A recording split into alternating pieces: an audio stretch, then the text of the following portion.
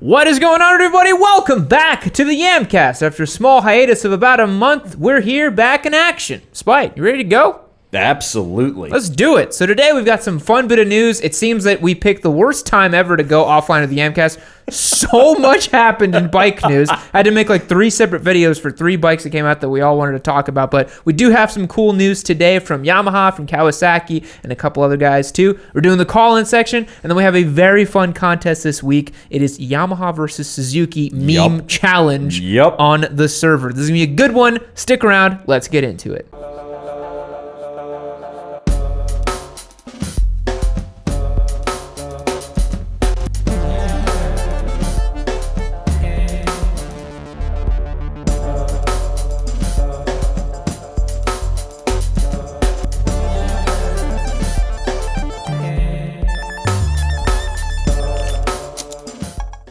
Spite, kick us off. What is the first bit of news? So our first piece of news hit me right where I live. Kawasaki's putting out a new KLX 300 Supermoto. Oh, dang. It's a sumo? A factory sumo? Yep, they're putting out a new factory Supermoto. Whoa. Yeah. Why does it still look like it's from 1983? Because that's what all Supermotos have to look like.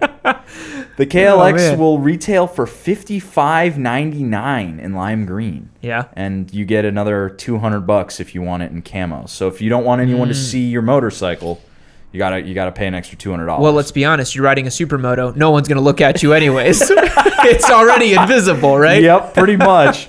Yeah. But this is pretty cool because they used to make a factory Supermoto. Yeah. I think it was a 250, KLX 250. I think they did, yeah. And so it's cool to see them bringing it back and having it out in the world and more people embracing Supermotos. Because really it was Suzuki and KTM, Husqvarna to a lesser extent. I mean, Husky is KTM. But they're bringing the Supermoto back. What I think is great, too, is if I remember correctly, Honda is recently revitalizing their CRF 250L into a 300L as well. Which it needs that. Desperately needs it. It really needs it. Now, the big question is, will Yamaha answer with the WR300R? Dude, if they make a WR300R, I am getting rid of the DRZ that night. You should. It's done. Yeah. I will go buy myself a WR300. I'll back you right up. 100%. I'll back you right up, and I'll get one, too. That would be... Because, honestly, I've been sitting here thinking about getting a proper dual sport. Yep. And the only one that I am even considering is the WR250. Mm-hmm. If they make that 300, done. Spite, you don't want to drop 11 grand on a KTM 350 EXCF? I already put 11 grand down. 5 figures on a dual sport that you're going to yeet on a single track? KTM, man. That is bananas that KTM has the balls to charge that much money for a dual sport. And they're like, you will pay. You will pay. Oh, absolutely. Not only that, but you were going to pay for all of the extra money for the parts. Yeah. The orange power parts. I'm surprised that TJ's doesn't just have just like an Austrian guy in the corner just like playing with his rings like, so you've come to see me once again? So soon already with your power parts. Okay, so I've been to the KTM dealership for my seat. I went for the hand grips. I went for... You're almost as bad as me in the Ducati dealership. You're almost as bad. I had to get a new cap and seal for my front brake reservoir. I need to get my slave cylinder rebuilt. My favorite thing you ever told me is when you went to KTM and you're like, yeah, they had the fucking Elder Kyle there helping me out. Yup. He literally is the Elder Kyle. There's little Kyle who answers the phone. Little Kyle. There's like a middle Kyle who's like a normal human being, and then there's one old dude who works there. Who's the Elder Kyle. Oh my god. Yeah, here in Austin at TJ Cycle is like basically just like a bunch of dirt bike bros that run this dealership, and they're just a bunch of Kyles. But this is really cool from Kawasaki. Getting back to the topic here. Absolutely, and it's dirt cheap too at $55.99. Yeah, that's really not bad at all. The WR is like a grand more, I think. Yup. So yeah, I think that's pretty great. And not only that, but they're making a dual sport version of it. So basically, they're beefing up the KLX 300 or 250 to a 300. Yeah. And of course, we have the ZX10 and ZX10 Double R. Yeah, so this is big news because the ZX10 is getting a big update. It's going to be, hopefully, I mean, Jonathan Ray has been dominant on the current ZX10, so not like it needed an update for WSBK, but it's got a new face. It's got this weird koala bear face thing. The Ram Air is very interesting on this bike. Yeah, it's really different. I personally think it's the ugliest leader bike on sale right now. I don't like it at all. But I feel like my opinion's unpopular because I think the new MT-09 looks awesome. So people are just like, this guy has no taste. But I genuinely think their special double R edition is really ugly. It's just green. They should have flipped the colorways. Yeah, like this feels way cooler. That should be the special edition. Then the other one should be the regular one. Because this reminds me of the Ninja 250. Yeah. Like back in the day when the Ninja 250 was just flat green like this, it was this exact same green. They could have at least made the belly pan black to offset it or something, or at least the front fender black, Just something. Give it some color. Something. Because this is brutal right here. I honestly thought this was just like a rendering, which obviously it is, but I'd like you to also see that ZX10 Double R is serious. That price point is $29,000 for that. For the special edition. I think they're only making 500 of them, homologation version. I'd love to see some of the specs of what exactly it is going to be. Unfortunately, they don't have them quite yet. They don't have anything yet. But there's also a new H2 apparently. Yep, we're making the H2 SE. Now what is that? So I'm assuming this is it's the ZH2 model that they're improving here. Okay. So it looks to me like it's gonna get semi-active suspension. Yeah, it looks to me like this is going to be basically the SX version of the H2, but naked. Yeah. Which I think is cool. Honestly, I think in a world where you're having this much power, just go ahead and make it a sport touring version. Yeah. Because this is built with lights. It's a normal motorcycle, ostensibly, but you're supposed to ride it on the track. No. It's meant for highway poles. That's something that people don't realize about the H2 is it is Busa sized. It is Busa sized and Busa weight. So people are often like, oh, it's so fast in the sense like, yes, in a straight line, it's a big handful of a pig around a track. It's a big, heavy bike. So, yeah. And I do love how they did semi-active suspension because that definitely sells bikes because I think a lot of guys think that that's like, super high-end hardware and like, oh my God, semi-active suspension. It's like, people who actually track don't really use those, but whatever. Yeah, I mean, that was the main thing I was going to say was, does semi-active suspension actually help going around a circuit? No, not really. It's just a fancy thing to sell to people. Because I know one of my buddies has, I think he's either got the 1190 or the 1290, and it's got the semi-active suspension. Yeah, it's, in my opinion, a bit of a gimmick. Most serious competition machines don't run them anyway, so. I mean, I just have the little knobs that I turn. I still haven't played with them at all. Yeah, you should take it over to Roger and get it tuned for your weight and all that. He'll get you set up. I do want to do that. Just go get it checked out. I'm a little annoyed that I get on it and I can't flip the kickstand up without leaning the bike over. Yeah. Because it squats just a little too much under my weight. Yeah, definitely. But that's just an issue of preload. This is interesting news from Kawasaki, especially especially the 300. Yeah, the 300 I think is really a big deal. So this to me, if depending on the seat height for it, could be, in my opinion, because I think this Farpillen 401 right now is like one of the best beginner bikes you can get for this price point and how readily available Kawasaki's are.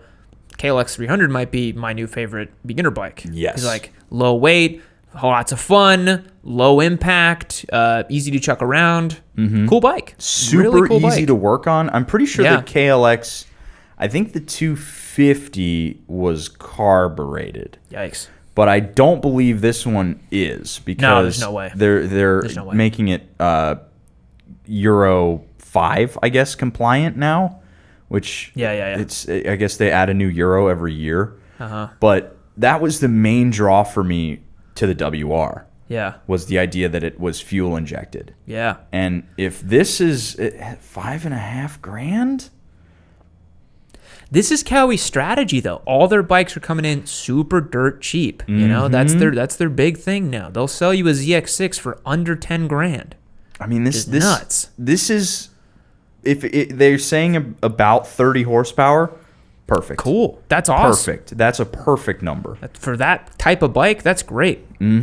I could run out and buy this. Go up. Do they have weight specs? 300R is 282 pounds, so curb weight is 302. That's not bad. It's almost DRZ 400 size, which kind of sucks. Yeah, but, DRZ's 317. Yeah, so that's not great. But that's the R, so that's the Supermoto. Yeah. So, or what? 300R. Oh no, the 300R is the other dirt bike they were making. Yeah, so I don't think we are going to have a weight on this quite yet. Okay. But even if it's right around 300 pounds, yeah, sure, okay, it's not great, but it's still a dual sport. Yeah. Right? Dual sports are lighter. They're not like dirt bike sized. Yeah. But this is some cool stuff from Kawasaki. Very honestly. cool. Yeah. Especially in a year where everybody's not really looking at Kawasaki. Yeah. Or everybody's thinking about Suzuki. They're also looking away because the new ZX-10 is so ugly. But moving on, we have the Yamaha MT-09 SP is finally. It's about time. Finally going to be available in the U.S. About time. It's still going to handle weird. I guarantee it.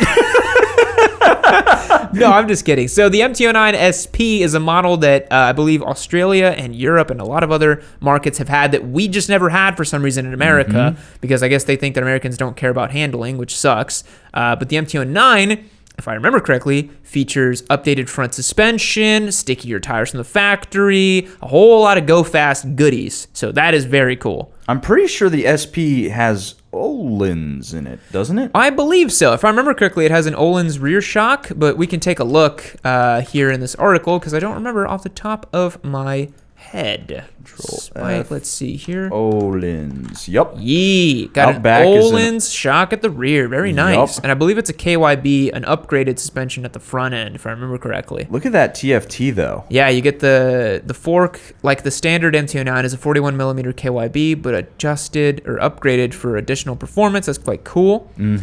Yeah, this new MT-09 looks pretty rock solid, especially with the new update, because we've got that one we're giving away right now, and that one has like the old school LCD screen. Which sucks. It looks a little old. Yeah, it's pretty bad. It's better than the one on my on my bike, but only by a little. Yeah, yours is like a calculator. Yeah, mine is literally a calculator, so that's not saying much. But it's going to be cool that this bike has the, full 6-axis IMU. It's going to have an auto blipper, quick shifter. Yep. Upgraded suspension. All of this, this looks straight off the R1. Yeah. Right here. So a lot of the tech that's in the new 2021 MT-09 is trickled down from the R1. It actually has the same brakes from the MT-10, I believe, which is cool. Isn't that not R1 brakes? Not exactly. It doesn't have the Nissan Master Cylinder and some of the fancy bits. I don't know if you remember when we did MT-10 versus R1. That was the first thing I pointed out. I was like, oh, the R1 gets the really big Nissan Master Cylinder, whereas the MT-10 gets a more normal brake Master Cylinder, which it's funny because it's such a small part that they could upgrade, but I know that eats into their margins if they did. Because RCS 19 is like $300. No, it's definitely got a better brake setup, I think. The new 2021s do. But... It looks like it's the same frame, though. And it is the same frame. They've made some adjustments from what I understand from the press briefing that I saw for the 2021 MT-09. The big difference is the engine. The 2021 MT-09 is going to get that 890cc, lots of updates here and there. But overall, the same type of stuff. So it's going from like 112 to 120 horsepower? Yeah, it's a +5 increase, but the torque is going to get added a lot to the bottom end, as if it needed more torque. Yeah. After you rode that today, do you think it needs more torque? No, dude. That's the last thing I think that bike needs. But this is kind of cool to see. I mean, I'm excited about the 2029. It was only a matter of time till we got the SP version, and I'm stunned it took this long. This would make a great new giveaway bike for next year. Absolutely. That would be awesome whenever it's out and get hands on an SP. Do you know the price on the SP? Are we saying in here? Let's see here. Control F. Price. Without a price bump? Oh, without much of a price bump. Yeah. No, that's just talking about the 2021 MT-09 that's all new and not much of a price bump. $10,099. For the SP? Yeah. That's not bad. That's actually really good. Considering the standard is $92,999. So for about $1,000 more, you get an Öhlins shock. That's worth it already just there. You know? That's where your extra grand goes. What do you feel about the headlight? It's don't very controversial. Love it. Okay. I don't. It looks like it looks like a more alien version of the angry screaming ninja face that the MT-03 has. Yeah. And this looks a little bit more alien. And KTM does the alien thing. Yeah. But they've somehow earned it, I guess. Because Okay. they've just been doing the like weird slash cut. Yeah. You know, angry praying mantis headlight. I don't love this. I don't know why. I just can't put my finger on it. I think I like it from the onset, but I think if I see it in person and spend some time with it, I think I'd really come to appreciate it and enjoy it. They went with this design for this 2021 that's kind of like this unfinished look, this raw beauty of the machine thing that they're calling Dark Side of Japan, Master of Torque. Yup. And I think they succeeded with that. Yeah. But it's definitely it's not for everybody. That's for sure. It's definitely not for everybody. If you like a more traditional bike, it's not for you. Honestly, I really love the look of the MT-09's headlight. The one that we have right now. It looks cool. Awesome. Yeah. I really, really like that headlight. Yeah. It's pretty sweet. It's better than the MT-10. It's better than the MT-03. It looks really cool. I'm really glad this guy did the fender eliminator because the stock 2019 MT-09 comes with the swing arm license plate holder thing. Yep. Oh, those are hideous. I hate those. Yep. Hate The tire hugger thing. Yeah, those are horrible. But this is a neat story. I'm glad to see that we have another proper motorcycle coming. Well, now it's really cool because you got the Street Triple RS, the KTM Duke 890R, and now the Yamaha MT-09 SP. So we've got these... Which is cheaper than all of them. It is cheaper than all of them. But now we've got this kind of crop of track-ready, middleweight, whatever the hell that means, bikes, you know, naked bikes. So that's pretty cool. Would you consider this track ready? No, I would not. Not even a little bit. But you can have a lot of fun with it on track. Absolutely. It's a lot of fun to ride, probably. Well, our last piece of news today is a motorcycle we called. We said it was going to happen. We called this. The Don't believe us. The Honda Africa Twin powered 1100 Rebel. I knew it was coming. It had to be coming. It had to be. They've been poaching that 500cc engine for years now and putting it in four different motorcycles. CBR 500R, CB 500X, F, Rebel. and the Rebel. So four different bikes. Yeah. And the Africa Twin engine, they put out that thing that, we're going to make a naked bike with it. I knew they were going to put this in the Rebel. Yeah. As soon as I saw that, I was like, okay, they're going to put it in the Rebel, and this is awesome. Yeah. This is actually really cool, and it makes the Rebel something I care about. Yeah, for a whole lot of reasons. Because before, unless you were like a super entry level rider and you just wanted like a super low seat height cruiser that was low weight, I would never even think about Rebel at all. No. But this is really neat. Yeah. So they're saying, what is that? 86 brake horsepower. 72 foot-pounds of torque. That's pretty darn good. Honestly, yeah. That's really cool. And, you know, you're missing a little bit of the top end off the Africa Twin, but who cares? You know, it's a cruiser. You don't need it. It's a cruiser. I think the best part about this is, you know, it's going to have the proper cruiser sound because of the Africa Twin's cross plane, the 270-degree crank. You put an exhaust on that bad boy, it'll sound awesome.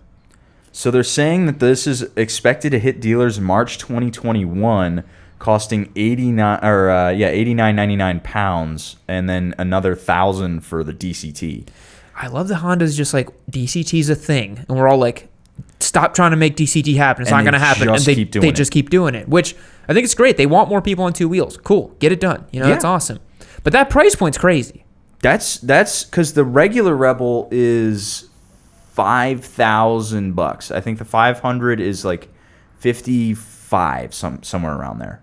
Are you sure? Because the CBR 500R is $7,000. It's $69,900. 500 price. I think it was. What does Honda say on the website? MSRP.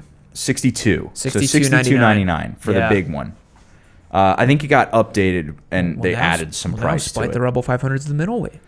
Yeah, it really is. It's the middleweight cruiser. That's yeah. You want that's a great way to waste your money. Go buy that as a middleweight bike. But this Yeah. is actually, this is a really cool idea that they've done here. Taking a really good engine, really good, really proven engine, and put it in a cruiser. And this is going to be the kind of cruiser which you Vulcan boys are not going to like, but this is a sporty cruiser. The Vulcan sucks because that engine in the Z650. Why do you keep making them so angry? It's not a great engine. It's okay. It's fine. Yeah, it's really fine. No, this is awesome. Compared to this will just smoke it, dude. This will just feel so much better. Mm-hmm. In a weird way, the CMX 1100 Rebel is sort of a competitor to the Triumph Bobber. Yes. Right? Mm-hmm. It's a big parallel twin cruiser that is sort of unconventional. I think this bike is just about the same, except this one's way cheaper. I think And the Bobber puts expensive. down just a little bit more power. Yeah, a little bit more torque. But I'd love to see, do we have weight figures on this motorcycle? We don't have weight. We don't have weight. No weight. So, unfortunately, nothing yet. Because one thing we like about the 500 is how lightweight it is, right? And so if they manage to keep this bike, what do you think? 520? 510? Well, the Rebel 500 is 414 pounds. Wow, that's light. Okay. Yeah, it's so really light. So if they skated by with this with under 500 pounds, I'll be very happy for the cruiser market. I think they could do that easily, honestly. I mean, the things that I'm clocking here that are different pipe, because they got to baffle it up quite a bit. Yeah. And we have 2 discs up front as opposed to a single disc. And that bat wing that you're seeing here is optional. I could easily see this being right around 480 pounds. Yeah. Out the dealership, and then you could just slap on a new exhaust, and you're probably down to 470, 465. Which, great power to weight for a cruiser. Absolutely. It'll feel really nice to ride. And one of the things people loved about the Rebel is how nimble it was. Yeah. It really darted back quickly, which that's pretty sweet. Piranha on chat says 487 pounds wet claimed. I don't know where he got that figure, but if that's right, that's great. That's great. That's great. That's one of the lightest cruisers you can get with the actual big engine, you know? So the 1200 Sportster's 558 pounds. Yeah. So it's coming in almost 100 pounds less. Yeah. That's a huge deal. Huge deal. Especially when you're on a bike that makes more power. Yeah. Because this is making 15 more foot-pounds of torque. Yeah. Basically. Which is really cool. The only problem I see is that this dashboard sucks. But it's a cheap bike. It is a cheap bike. It's a cheap bike. I would like to see a slightly nicer dash, though. I suppose. But I think it's fine. For the type of bike it is, I think it works just great.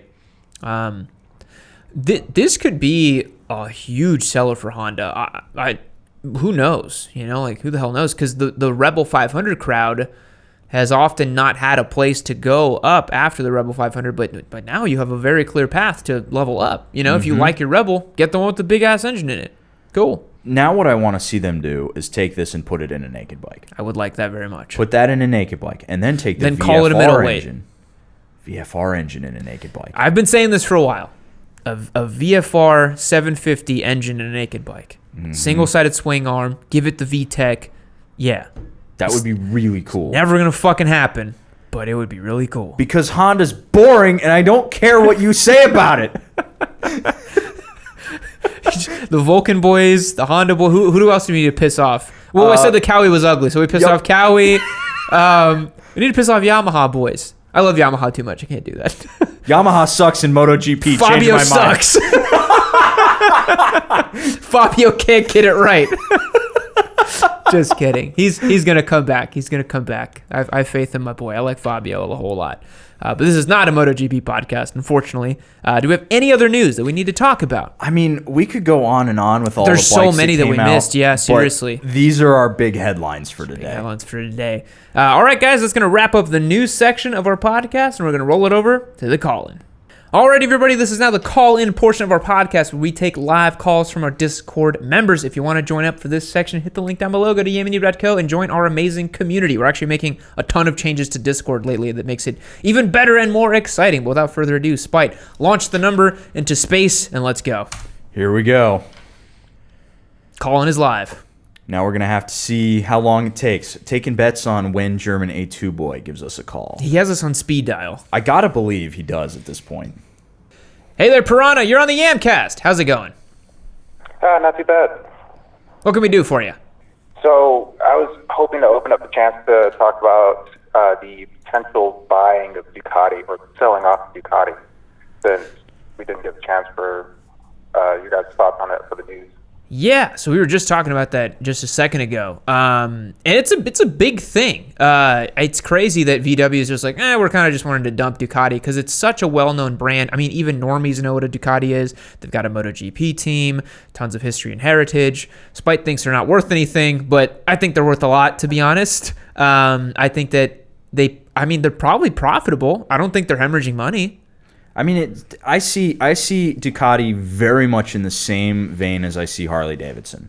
Honestly, I see them. Them's is fighting words. I see Harley Davidson is in a death spiral, and Ducati able to manage a slow slide better. Dude, no way. Ducati's coming out with new technology all the time. They just released the V4 Multistrada. They got the new... They're finally moving away from Desmo. Let's give a clap to Ducati. We've got springs in our valves now, which is great. We're doing the right thing. They make $100,000 fucking limited edition superbikes for people, and they sell out of them instantly. It's pretty good. I do suppose there is a little bit of brand value there, just because... You're right. You send out an email blast, and the Ducatistas, they pull out the credit card. Yeah. But I don't know. I don't see the value add for an automotive company, really. Yeah, it's difficult for me to understand why VW owned Ducati in the first place, but I believe they have it as part of their umbrella with Lamborghini as well, which, say whatever you will, but VW kind of saved Lamborghini. They gave them a lot of tech that helped them make their cars better and more efficient and actually reliable. Yep. Even though, they basically just, they turned the R8 into, a Lamborghini and vice versa, but I don't care about cars. We're not talking about cars, but... I wonder. It's difficult to think about who would purchase Ducati. Piranha, go ahead. Sorry. Oh, no, that's all right. Even with the number of, not even really just automakers on their own now underneath the Volkswagen Audi group, it seems like the heads of Volkswagen kind of just wanted Ducati as the, I guess, gold medallion of, look, I've got another Italian maker of fine things. Ha-ha. Yeah, it did feel that way a little bit. It's weird. There's probably a parallel universe where instead of buying Ducati, they bought Aprilia or MV Agusta or something like that. But I think Ducati was just more well-known at the time. Definitely. I don't know. I don't know if someone needs to buy Ducati. I feel like they can forge their own path. Why does someone need to buy them, Ducati has tried to forge their own path so many times, and they have they've stepped on as many rakes as Harley did, just people like them better, and they're like, "Oh, we're going to protect you, Ducati. It's going to be okay." Yeah, they're like, "Mamma mia, I want to make an air-cooled superbike." They're like, "Oh, look at this guy. Oh no, we're at it again." But honestly, they've gone in and out of bankruptcy so many times. For sure. And they make cool bikes. They just can't seem to make money doing it. Yeah, I don't know that their financials look like anything like that, but let's just put it out there. Elon Musk, Tesla, buy Ducati. Boom. I thought is Ducati working on an electric bike? I don't think so. I thought they were. I feel like that's anathema to what Ducati does. They're just no, we will not do that. Harley Davidson made the live wire. I know. Don't tell me anything about antithesis of brand. That is true. I mean, yeah, that is true. Harley was they're like, we're going to tell everyone who's ever bought one of our motorcycles to go pound sand. Yeah, and we're getting rid of the V-twin. Yeah, and then they came back like, we're just kidding. Sorry, please. Here's another heritage model, please. They're like, we won't make the Bronx. I promise. We won't make it. Please. Yeah. I mean, I don't know. I think Ducati can manage on their own from now. That's my take on it. I think they probably could too. Yeah. So I hope that answers your question, Piranha, because it is a good conversation to be had about it for sure. For sure.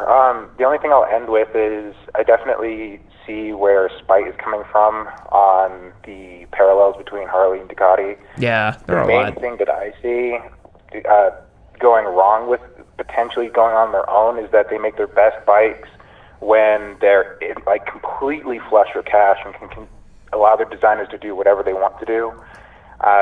If there's not that protection there, you start getting some really weird stuff with them just trying to throw stuff at the wall. Yeah, that is true. Yeah, it's always nice when you can just give the engineers a blank check and you're like, just build a cool bike. They'll make something amazing. But yeah, we'll see. I don't know. But thanks for calling, man. We're going to take a call from someone else. Good talking point. Appreciate it. For sure, thank you. All right, later. Someone on chat said, "Can y'all not clown Harley for 5 minutes?" No, we can't. I've been freaking elbows deep in a Harley for the last like 4 days. They are my fucking whipping boy. Hello, you're on the Yamcast. Who are we speaking with? You're speaking to the one and only West guy. Ah, the West guy. It's been a minute. How's it going? It's going well. A little bit later than usual, but still going well. How are you guys? We're good. Are you still trapped in the drudges of A1 licensure? I am, and I'm so sorry. Really Spite, hang up the phone. We cannot talk to peasants. I'm just kidding. Yeah, shut up. Yeah, you say Hondas are boring. They're not. They have a personality. I'll lead out now. My bike is a 2010 Honda CBF 125, running perfectly for actual life until the moment it knows it's being sold. So the clutch cable snapped last week, indicator stopped working last week, it started to run out of oil, it had a gas leak. Had to get Oh my God. The headlight bulb blew, and what else? Oh yeah, the battery died, and that all happened within the past 3 months. Now, Jesus. was that due to you taking it off some like epic jumps or riding the piss out of it or dropping it a couple times, or did this just happen out of nowhere? It literally just happened out of nowhere. God, that's bad luck. Kiana says not to listen to you because it's a wretched bike. She hasn't lied to us yet. Is it wretched, West guy? Is it? Be honest with us. It's seen better days. It's a lot better than what Let's say it's not. As soon as I bought it, it didn't really have a nice life for 3 minutes after I crashed it. I think I already told you that. Yeah. I feel like Euro 125s live a very, very hard life. Mm-hmm. Very hard life, you know? 125s over here get beaten the absolute crap out of. Like, Yeah. They are abused. Yeah. Red line. Which one gets abused worse, the Euro 125 or like the Brazilian Moto Boy? Oh, dude. Bike. Dude. Brazilian motorbikes are like, they're 20-year-old like 150s. You're like, what brand is that? You're like, how is that running? Is that duct tape on your wheel? That's crazy. And he's just like slamming through between cars and filtering and smashing your mirrors. And you're like, this dude's fucking nuts. Moto boys are a different breed, dude. They're a different breed. I can say that because I'm Brazilian. I've been there. Yeah, it's different. But yeah. 125s are funny in Europe because you got to just ride them to redline. That's just how you ride them. You know, you have to ping them off the limiter to get them to do something. Oh yeah, definitely. Yeah. So what are you getting? Well, let me ask you this. What are you going to get after this may or may not be wretched 125? What's your game plan for your A2 bike? Funny enough, I was going to ask well, both of you actually, because you've both ridden the Honda CBR 125. I'm actually going to get the naked version of it, the CB 500F. Hey, that could be pretty good. Yeah, that could be nice. Yeah, I mean, it's going to feel like a rocket ship going off the 125. Yeah, it's going to feel awesome coming off that 125. I've heard really good things about the 500, the F. We've got some guys in the Discord who have it, and they really like it. Yeah. I think they changed the engine slightly from the. It's not the exact same engine. I think it's down tuned just a little bit, which is weird. More to for say. torque, I Yeah. think. Yeah. Which It's lighter too, which is good. The CBR 500 is a little heavy, so I think that could be a good choice. Yeah, but if I were to make a suggestion, I would say Z400 over CB 500F all day, any day. But that's just my take. Yeah, that's true. It's just the insurance prices that have the final say and stuff, because insurance prices for me at the moment are just through the roof. Yeah. I'm not even joking. It must be because of your age and your license. Yeah, I only recently crested over that mark in insurance where they think I'm a responsible adult, and my premiums dropped like crazy year over year. I pay like nothing for all my bikes now. Yeah, but that's because you have an entire fleet that's insured. That is true. Yeah, Progressive's like, you got another one? That's amazing. Put it on the policy, and we'll insure it for $3 a month. Yeah. Well, you haven't heard cheap insurance. In my opinion, I think the US is the cheapest insurance going, because you look at the UK insurance, you'd be paying like half your wages. So I'll give you a quote that I got off the CB500 that Bennett's Insurance gave me. So Okay. I put in all my parameters and all that stuff. Per month, and this is after tax, by the way, they wanted to charge me £563 a month. Oh my god! What? Shit. That's insane. That's like $650 a month for a 500. That's like $7,000 a year. God That's damn. another 500. Fuck. That's insane, dude. Fuck, man. And I thought I had it bad when I was paying $1,800 a year for my VFR. Now look, I'm not telling you to ride dirty, but at these prices, sometimes you got to do it. I'm just kidding. Don't do it. Yeah, I'm definitely not going for that price. Not a hope in hell. I'm definitely going to call them up and debate it, like, heavily.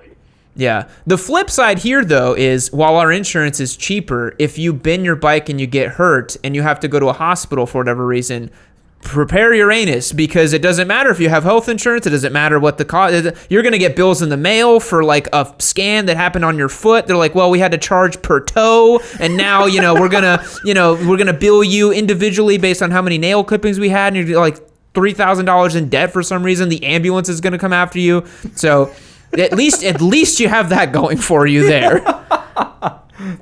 Yeah, you got cheap insurance prices. We have free healthcare. So Exactly. Yeah. I very much wish we had that. It would be quite nice. Yeah. Well, whenever you ascend to the land of A2, obviously let us know in the Discord. I do want to hear about it. And then you can join German A2 boy, but then I think by that point he might be a full-on German A boy. Mm-hmm. That'd be amazing. Yeah, you should. Yeah, I'm rooting for him. Yeah. All right, man. Thanks for calling. We'll catch you later. That's all right. One more thing. Yeah. Lamadas. Okay. You had to do it to him. I had to. I'm sorry. That's okay. All right. Later. All right. Bye-bye. I don't care how many times they say it on chat. I don't care how many times they say it in the calls. I will not say those words on stream. I won't do it. Man, that insurance price is nuts. That's got to be the worst I've ever heard. Unbelievable. For the type of bike. I've heard lower quotes for like 16-year-olds buying Busas and R1s and shit. Yes. Yeah.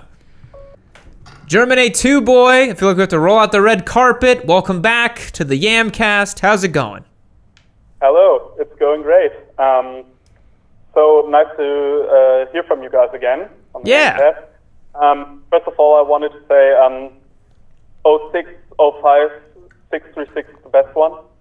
Just It's not. It's a 2013 plus 636 is better. Anyways, what's your next question? it's not really a question, but I have got new levers for my bike, brake lever and clutch lever, and I have to say it's so transformed, like the feel of the brakes and the clutch is incredible. You're saying it feels really good after you put the levers on? Is that what you said? Sorry. Yeah, it feels really good. Yeah, I could definitely see that. What brand you go with, out of curiosity? It's Patso Racing. It's from Canada, I think. Oh, nice. Yeah, I mean, levers can make a big difference, especially if they're adjustable and you can get more leverage from the bar to the lever, and you get more of that pull on your brake or your clutch.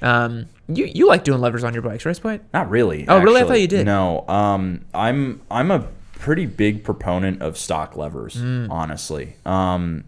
Mostly because as long as your stock lever has some form of adjustability in it, you're pretty much where you need to be with it. Like, I think for most riders, the 1, 2, 3, 4, 5 setting is enough.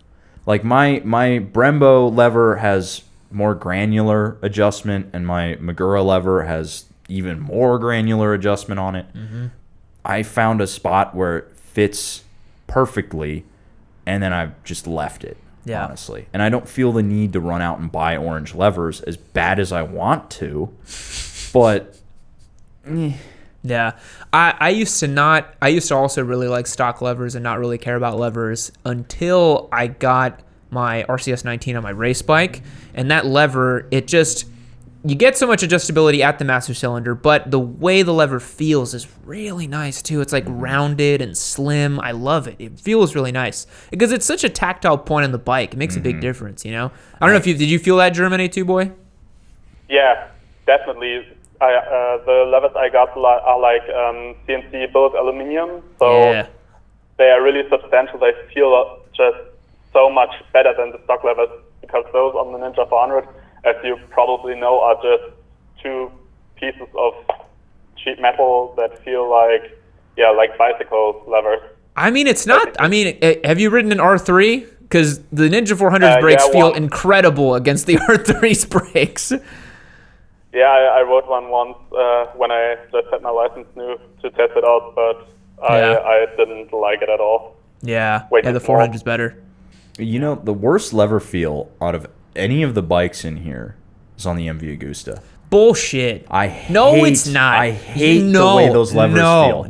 I hate them. No. That master on that MV trailing in a corner is magic. It feels amazing. It feels so good. I'm not talking about like a brake response. I'm talking about the actual square feel of the lever. Because it's literally just a square log. You get so much surface area over your fingers, though. It's really nice. I like a nice curved feel to You haven't ridden the MV8, right? I think I've ridden it very, very briefly. I don't remember. I don't think you did. I don't think you've ridden it. I know from moving it around, I hate the feel of the levers. Nah. You know what does suck on the MV is the rear brake. The rear brake has a little peg that's probably like a centimeter, and you can't ever hit it. Whenever I'm coming to a stop with the MV, because I often pull off my front brake and drag my rear, I just keep rolling because I can't hit the rear brake. I can't find it. I don't know where it is. So it does suck for that reason. But yeah, levers can make a big difference. Big difference in feel on the bike. I like that you're spreading the gospel of the Bridgestone S22 on the Discord, by the way, Germany 2 boy. It's a good tire. It's such a fabulous tire. It's incredible. Yeah. I'll definitely get another one when this is done, because it was just like, it was an opening for me. The stock GPR 300 tires on the 400. Oh God, those are so bad. So bad compared. Yeah. Oh God, I crashed once on them in a roundabout. Hell yeah. That's like the most Euro A2 thing to do. Just like yeeting your bike in a roundabout. That's awesome. Yeah. But I was only doing like 15 to 20 kilometers an hour, so I was really slow. It was dry. The tarmac was extremely good because new built industry area, and it just slipped away, and I was lying there. Yeah. Well, I look forward, I think I tell you this every time, but I look forward to the day you will ascend and get your 636 and join the promised land of big power. It's going to be awesome. This will be a good day. Yeah. I'm going to probably eat myself off a tall bridge or something. Probably, yeah. All right, man. We'll catch you later. Get some good sleep. I have to say one thing because Wes... Don't do it. No, it's not that. Look hard. Don't say it. Okay, guys. Bye. Bye-bye. Bye. Bye. He will not say that word on my stream. He will not say that word on my stream. Always a pleasure talking to Germany 2 boys. Again, our Euro fans. Ride or die, you know? Absolutely. Ride or die. Kelna says, yes, roundabouts are fun. They are fun. We have like 2 here in Austin. There's one off of, I think 35, near the Target over there. Mm-hmm. There's a little roundabout off the side for some reason. There's the one that Josh and I filmed that when we were doing the Scout versus Sportster. That was a lot of fun. Otter Plus, how's it going? You were on the Yamcast. Oh, how's it going, guys? Good. What can we do for you? Well, I literally just passed my MSF about 2.5 hours ago. Nice. Hell yeah. Brother, go get yourself a Busa. Well, so That's enough. I have one question for you. Should I get an R3 or a Ninja 400? I can't believe you've done this. Why have you done this? We did our course on Street 500s, and I've come to the conclusion that I want absolutely nothing to do with the Cruiser, nothing at all. Admitted that I will say before you go on, the 500 is a bad motorcycle. Cruiser simping intensifies. The Street 500 is a bad motorcycle. Yeah. So maybe don't judge them all, but continue. Yeah. All right. Well, I know you guys have said the Z650 is slow and boring, but for somebody brand new, it could be a decent bike. I mean, I know Nick rides it, but it's really just the 125 with eBay stickers. Yeah, so the Z650, you know, it's a bike that I feel like there's better options than the 650 class is the only reason why I dog on the 650. Like the SV650 has a better engine and a more interesting vibe to it in general. The MT-07, in my opinion, is the one to get in that class. So unless you find like a really smoking good deal on a Z650, I definitely recommend an SV650 or an MT-07 instead. Now, both of those bikes are really pretty fast, and they're probably about as fast as I'd recommend for a beginner. So just keep that in mind whenever you ride it, that you're going to have to be judicious with the throttle a little bit because they can get away from you. Got it. Well, that's probably about the only thing I could think to ask about. Yeah, well, dude, congrats on getting the MSF. That's a big moment. I remember after I finished up my weekend in the MSF, I was like, you know, a whole new world. I was like, oh my God, motorcycles. And I like flew off into space and shit. But yeah, it's a great time. It's like the best time whenever you get your MSF. Yeah, we had 9 in our class and only 5 passed. So. Damn. That's brutal.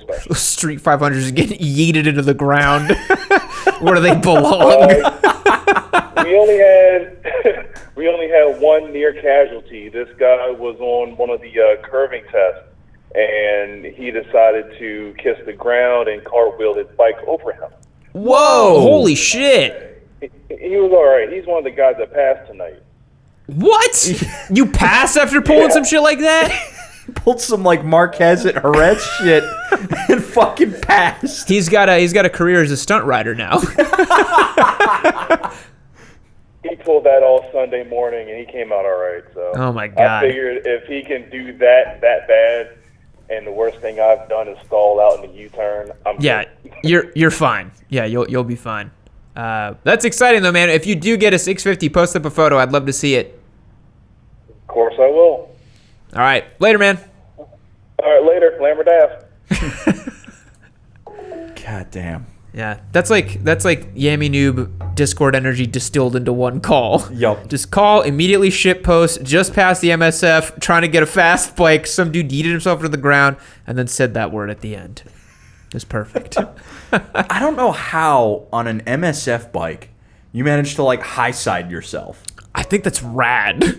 Like that takes skill to high side in a parking lot. Kialna, welcome to the Yamcast. How's it going? It's all right. People just keep pushing me to call in. So I'm figuring I was You've succumbed to peer pressure and you've now called. Yes, I have. So basically what I want to tell everyone is that be patient, enjoy your ride, and Ninja 125s are pretty nice to ride, and they're not as wretched as whatever West guy is riding. I rode his bike, and his clutch lever was, I swear to God, wiggling within the brackets.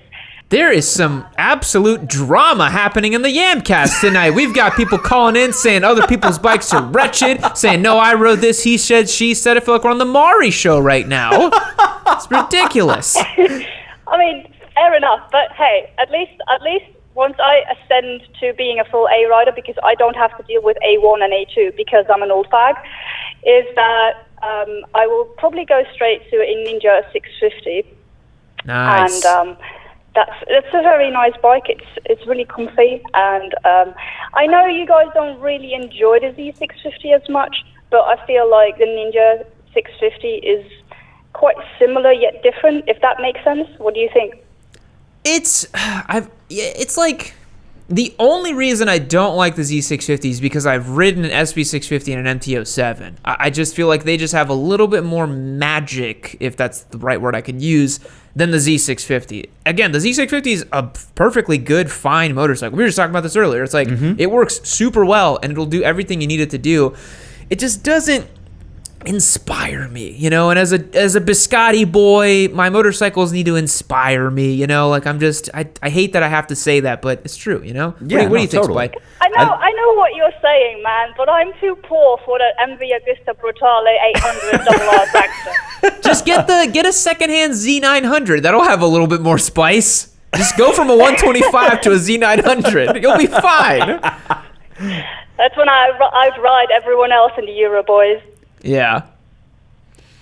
Anyway, thanks for having me, and Nope, you broke up a little bit there, but if you said the LD word, then I don't want to hear it. No, I did not. I just said that I hope that everyone's now satisfied that I actually called in. I hope so too. To everyone on the Discord, Kiana called in and she told you all to ride your own rides, and the 125s aren't that bad. She's wrong on both fronts. Yeet yourself and get the biggest bike you can. Kiana, goodbye. Bye. Sorry, goodbye. Spite, hang up the phone. Damn, had to do it to you. There's some serious drama happening on the Discord tonight. Is West Guy's bike wretched? We'll never know. Just show us a picture. I think he has before, and I think I was too nice to say anything about it.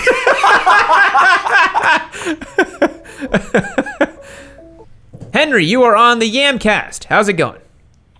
Hey, Yam and Spite. I'm doing good. First of all, I just wanted to say thank you. Your channel really inspired me to get back into riding this year. Oh, awesome. Appreciate that. Yeah, I picked up an SB650 back in March and then just upgraded to an XSR 900 Nice. a couple months ago. Yeah, that's been a total blast. And excited to see your MT-09 videos coming out soon. Yeah. Yeah, we were just riding around today. I forgot how utterly psychotic that motorcycle is. We were just pulling wheelies everywhere. Sometimes on purpose, sometimes on accident. So,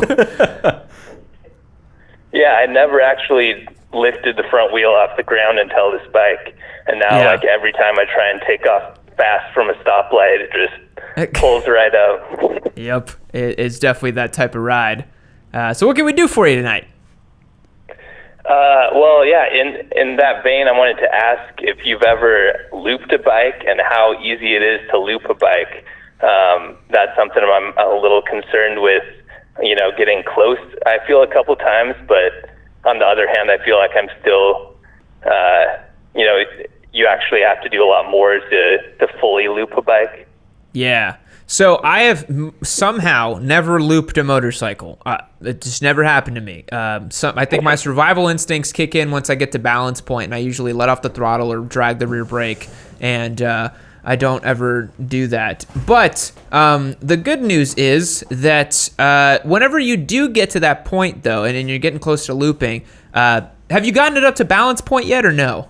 You know, one time I got it pretty high, only for a couple seconds, though. So I haven't really balanced with it for a long period of time. There's this weird thing that happens, and I've only done it on my dirt bike because it's so light, but there's this weird thing that happens when you get up to balance point. Everything kind of lightens up, and you're just at this like little weird moment with the bike where you could just keep wheeling or add more throttle and just loop. But it's not that easy to loop a bike. You got to really just like pin it and just not let off the throttle and just literally let it wash out away from you. But if you keep one foot over the rear brake, you should be fine.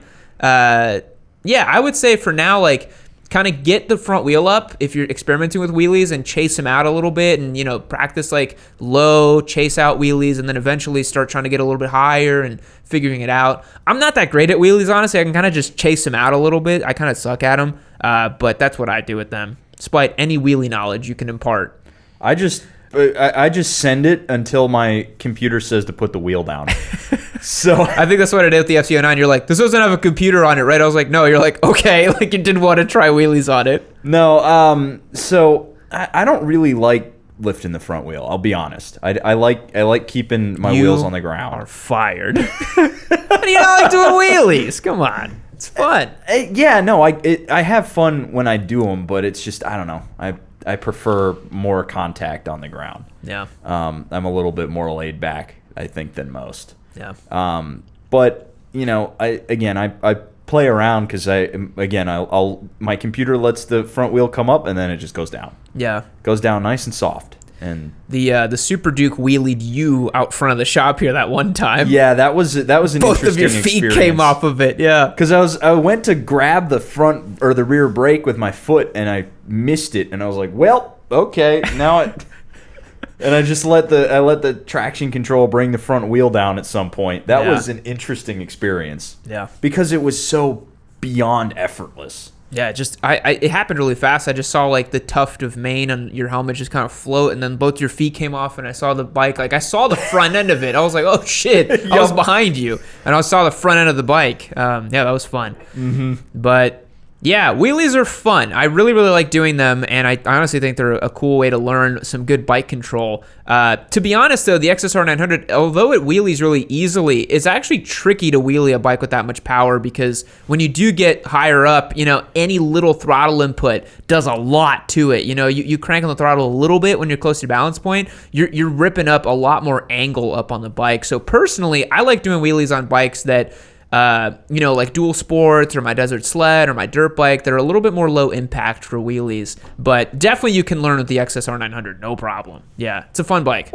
For sure. Yeah, I'd love to get another like dual sport or something that I wouldn't mind as much if I dropped it. Yeah, looping the XSR would hurt. Yeah. Well, cool. Thanks a lot, guys. All right, Henry. Appreciate it, man. See ya. See you. Someone on chat asked, when did you guys wheelies for the first time? Where did you practice? I believe my first legitimate wheelie was on my Daytona 675R, and it was very small. It was a small little wheelie that I just pulled, and that was about it. But I used to just go out to this industrial lot in Dallas and just practice on my FZ09. And I started getting back into it a little late last year with some of our giveaway bikes and my sled. But yeah. Hey there, Super Squid. You're on the Yamcast. How's it going? Hey, I'm good. I got a question for you. I've got a 2006 KTM 950 Supermoto. Nice. And a 2007 FZ1. And I got to sell one of them, but I can't decide which one I want to sell. Sell the FZ1. Sell the FZ1. I was wondering which one you guys would sell. Man, I would probably sell the FZ1. I feel like the 950 Supermoto, number one, it's almost a classic at this point. And number two, it's just, personally, that'd be the bike I'd want to keep over those two. Just a riot of a bike, for sure. Mm-hmm. What do you feel in your heart? I was thinking about maybe selling the KTM just because it's got, like, twice as many miles as the FZ. My FZ's got, like, 13,000 or something. But also, like, FZ1s are kind of dime a dozen, Yeah. You'll get more out of the FZ1 than you will out of the KTM.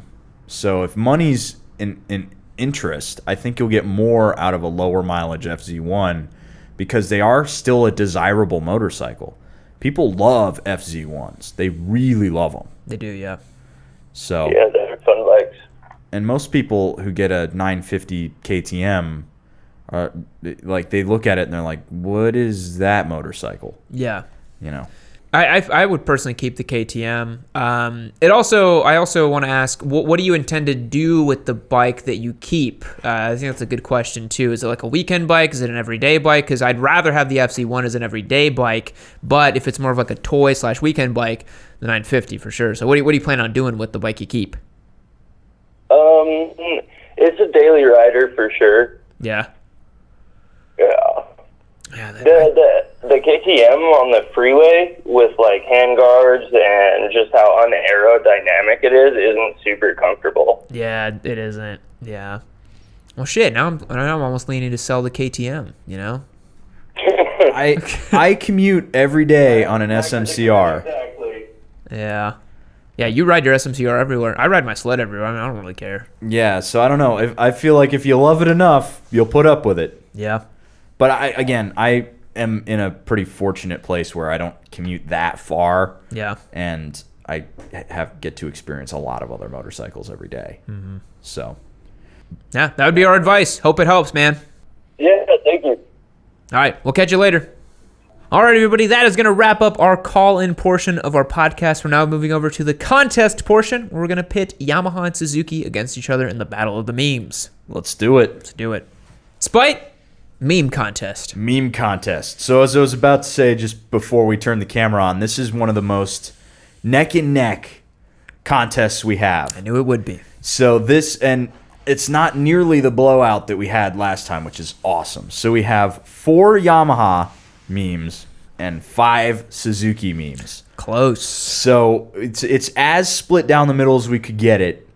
And Suzuki has a little advantage here. So Yamaha's got to come correct. And who knows if they can. We'll see what our boys pulled together. But our first meme comes to us from Guitar 0077 from Team Suzuki. Let's see it. Quite creepy. Officially begins. It's Busa time, baby. It's Busa time. It's Busa. Oh, man. Do you feel like it needs 70 It's crazy. That's coming up on a year that we bought that bike. Yup. God damn, dude.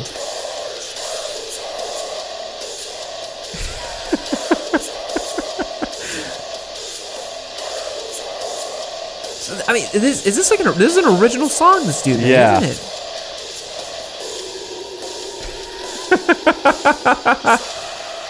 Wow. 1 out of 10 for the Busa. What'd you feel? Oh man, 10. This bike's a 10. What can you even say? What can you even say? What can you really say? In Guantanamo Bay, that clip was, yeah. That was an old clip. Yeah. It's crazy. It's crazy seeing those old clips and being like, look at all this now, you know?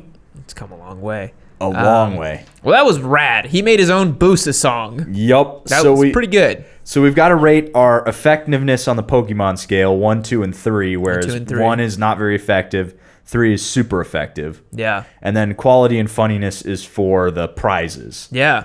So for effectiveness for Team Suzuki, what are you going to give that one?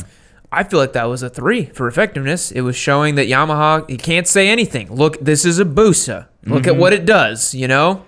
It was literally just shots of pulls, though. Yeah. Do you feel like it's not a 3? I feel like for me, I'd give it a 2. Okay. So do we want to give it like a 2.5? Tell me why you're feeling a 2. Because it's just him saying Hayabusa. That is fair. All right. No, let's give it a 2. Yeah, I hadn't thought about it that way. My Suzuki simping was coming out. It was a lot of just like Hayabusa, which again, that's the energy of the Hayabusa. But it's literally just a one-note pony. Yeah. Okay. 2. 2. So quality though. I feel like this is a 9. Made his own song, went all out. Like that's pretty rad. Absolutely. You know? And funniness. I feel like funniness was a solid 6. Yeah. Pretty funny. So that's a 15, a solid start for Guitar 0077. Nice. And next up we have Bad Assler, our first Yamaha meme. So you just passed your MSF, and now you want to get a motorcycle. Well, that's easy, right? Leave that Busa back in 2007 in the land barge graveyard where it belongs, and get your ass to the Yamaha dealer. I love this meme.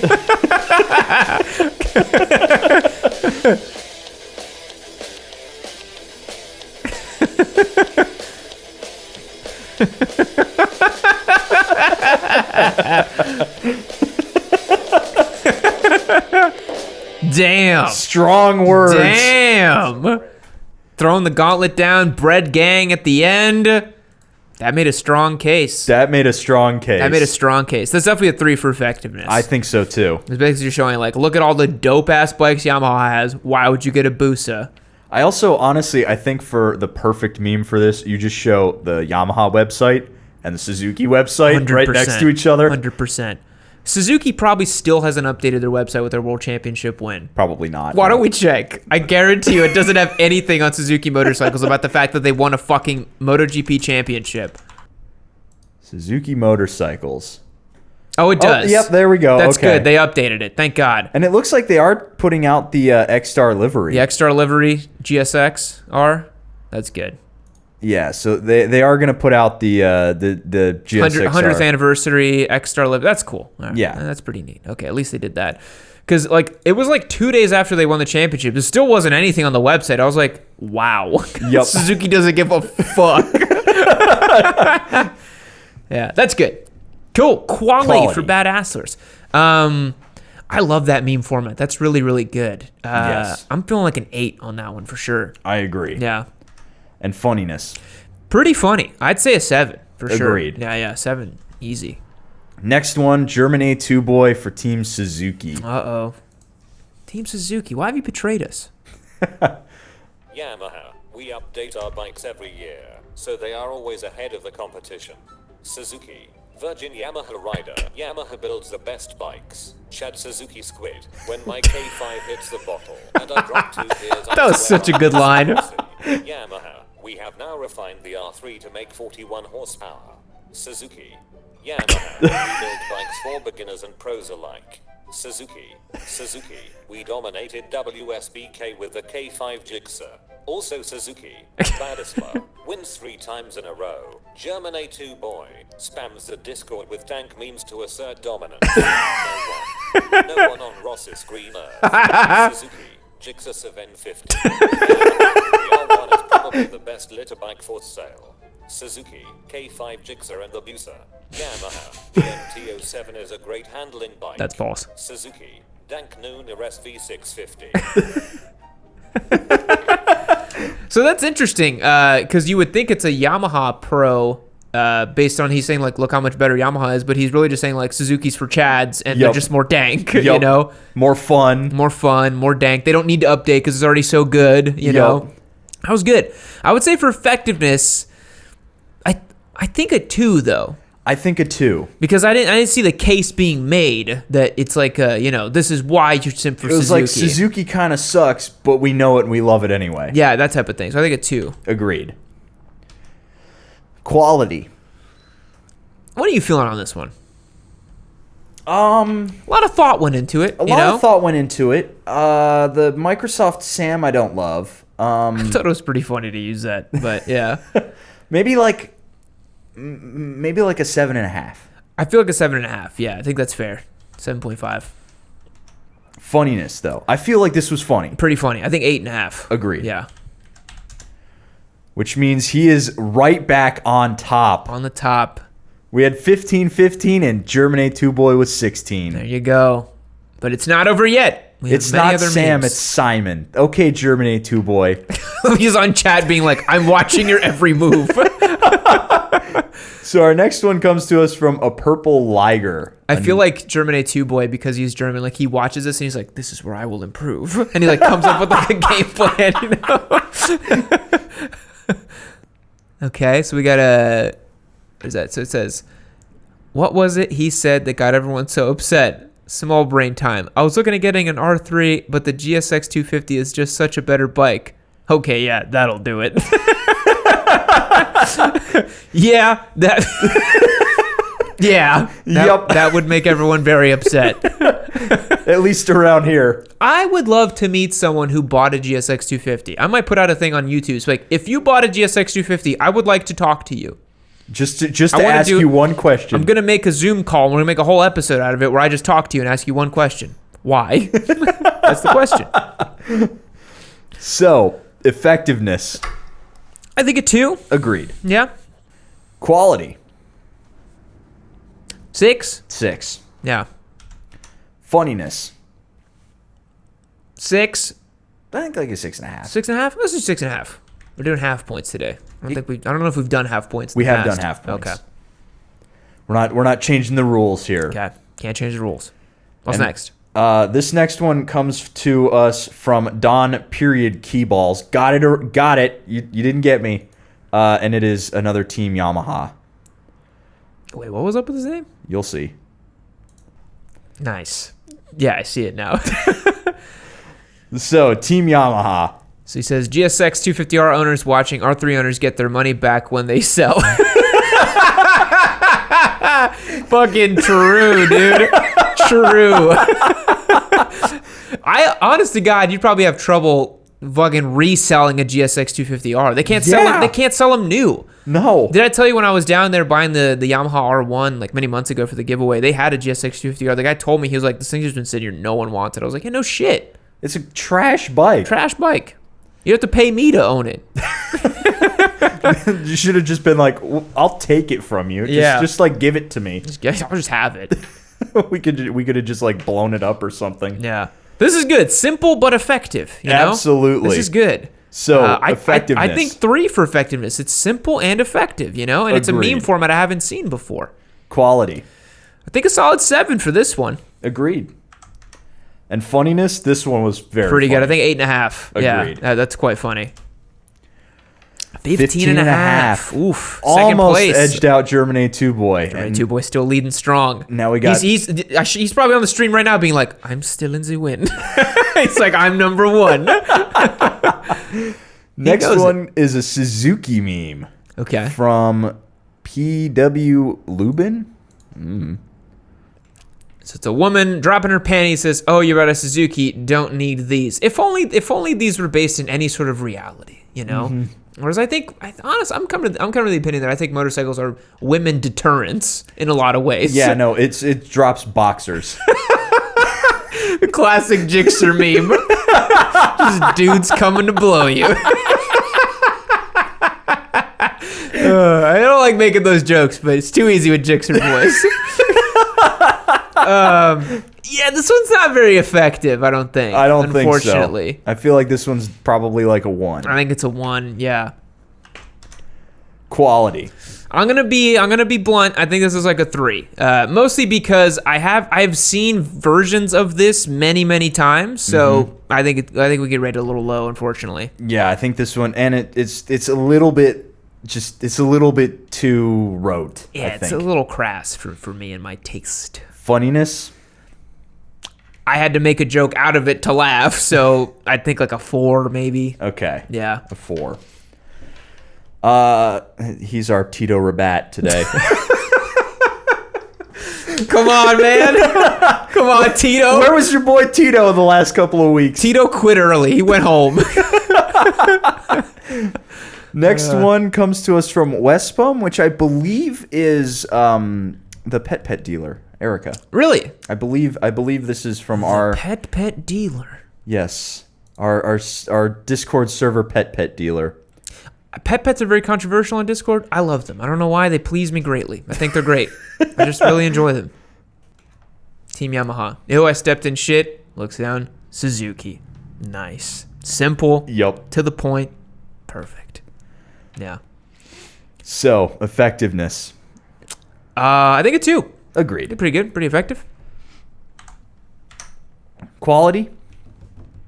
What do you think, a 5? 5 or 6, yeah. Yeah, 5 feels fair. 5. Kind of boilerplate, you know? Funniness. A 5, I guess. A 4, Yeah. I don't know. I didn't really laugh. Really It's kind of just like, yeah, it is what it is. But a strong point for Suzuki, you know? Yep. And we're getting out of the wire here, and I'm seeing those points, 8 and 7 for Yamaha and Suzuki. So Wait a minute. Hold on. That was a point against Suzuki. I made a mistake here in the sheet. Oh. This is a Yamaha meme. Spite, my man. Yeah, I'm glad I caught that. So we need to take 2 away from Suzuki and add it to Yamaha. So Yamaha's getting closer. So they'll be you got that added up correctly? Well, I'll need to change the sum here in a second. Okay. If only you did a sum if based on the key term. If I did a sum if, but we're gonna change that color. We'll figure it out later. at the end. We'll add up the points. Next one comes to us from the Mustafian. So it's a gym photo, and he says, "Sup, girl, did I mention I ride a GSX-R?" So is this Team Yamaha or is this Team Suzuki? He specifically said it's Team Yamaha. He was like, I want to make it absolutely clear. He specifically said he was Team Yamaha. Yeah, so this is saying basically like Jixer bros, like they do this kind of shit, right? Yep. He's not wrong. He is not wrong. He is not wrong. He is not wrong. I feel like the 2020s, if Mir and Suzuki keep doing well in the World Championship and all that, I feel like it's just going to be Jixer boys nonstop, but that's okay.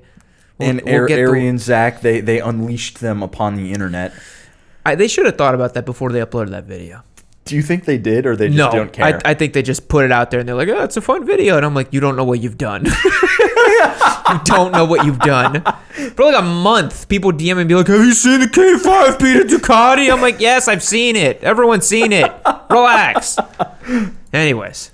So our effectiveness for this one. I feel like that's a solid 2. That's pretty effective, showing what the Suzuki boy does, in his prime habitat. Pretty good. Yep. Next up, our quality. A little bit lower. A little lower. I think a 5 is fair for quality on this one. Agreed. And funniness?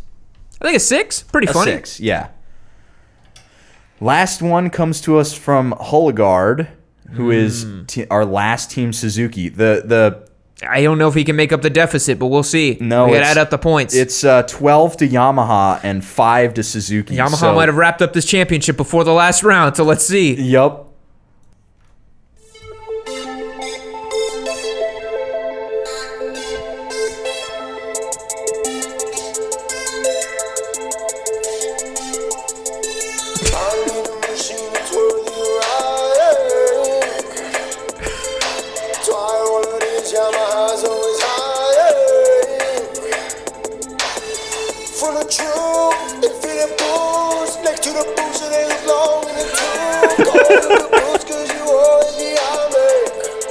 Did you say I choose the caboose? Yep.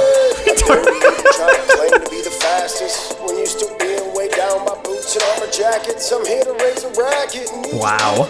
Wow. This is the guy that produces his own music, right? This was his brother.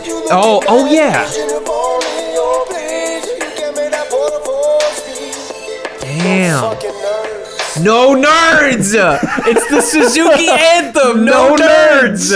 Damn, that was pretty good. I feel like that because we do have our critical strike, which I think is a 5. A 5? We had the crits in the past. Shit. Did we allow crits for effectiveness? Yes, we did. Shit. I feel like that's real damn close. I mean, he was good. I mean, he really just, the no nerds. The no nerds. Stuffed him, talk about blown head gaskets, made his own music for it. You want to hand him a crit? I kind of do. Give him a crit, Spike. I kind of do. There it is. So is that added up correctly? So we need to take 2 from Yamaha and add it to, or we need to take 2 from Suzuki and add it to Yamaha. Oh my God. So Yamaha still wins. Damn. Yamaha still wins. Yamaha wins for this week, even with the crit on that one. That is unbelievable. God damn. Are you sure that's added up correctly? Let's triple check here. Yep, because I have this one, which was a Team Suzuki originally. Yeah, so go ahead and swap that. So is that Suzuki? No, you already changed it. Yeah, I already changed it. Okay, so we got Guitar Guys 2 for Suzuki, and then 4, and then 5, and then 5 from that's Hullegard. 10. Yep. So that's 10 for Suzuki, and then 2 goes to Yamaha. So Yamaha is from seeing here 3, and then 5, and then another 3 is 8, and then 10. Yamaha wins. Yamaha wins, which means next week it's Kawasaki versus Yamaha. That's gonna be a big one. For King of the Big Four. King of the Big Four.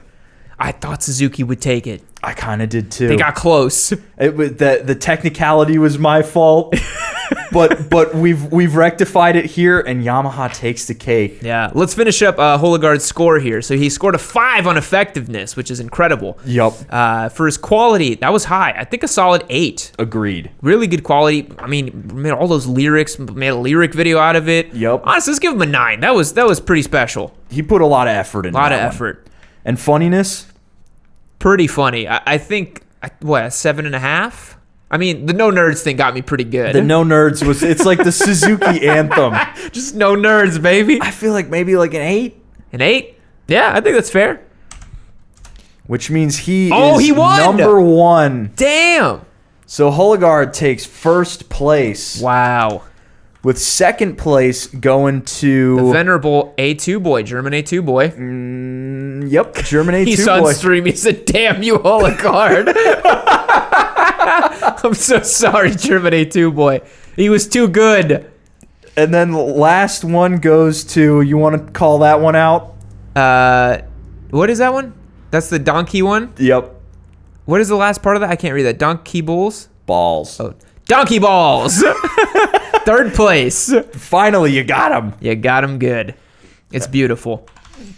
So Suzuki has won this round. Yamaha has won this round, and then next week, I think we're doing a Yamcast or no?